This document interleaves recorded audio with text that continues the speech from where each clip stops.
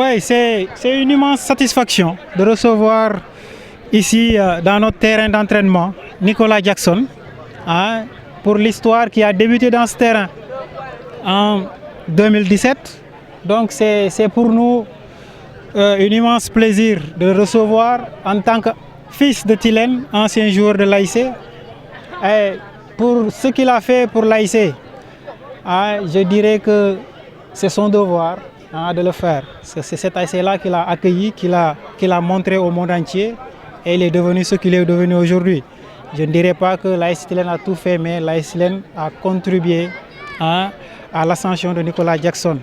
Quand il était là en 2017, j'étais le président de l'AIC. Donc c'est encore un plaisir renouvelé de le recevoir ici. Plus de matériel, ça va aider l'équipe parce que l'argent qu'on devait dépenser pour acheter des équipements et autres, cet argent-là peut être destiné à autre chose. On a des joueurs qui demandent des chaussures et beaucoup d'autres choses. On est dans 2 compétitions. On joue les départementales et on joue la phase zonale. Donc ce n'est pas 5 ou 6 matchs. Minimum, si tu calcules pour aller en finale, il te faut minimum 14 matchs pour les 2 compétitions.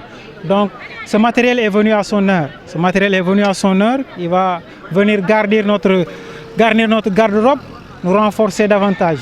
Je sais qu'à l'entame de la saison, on avait proposé une liste à Nicolas Jackson qui n'a pas hésité vraiment à répondre favorablement.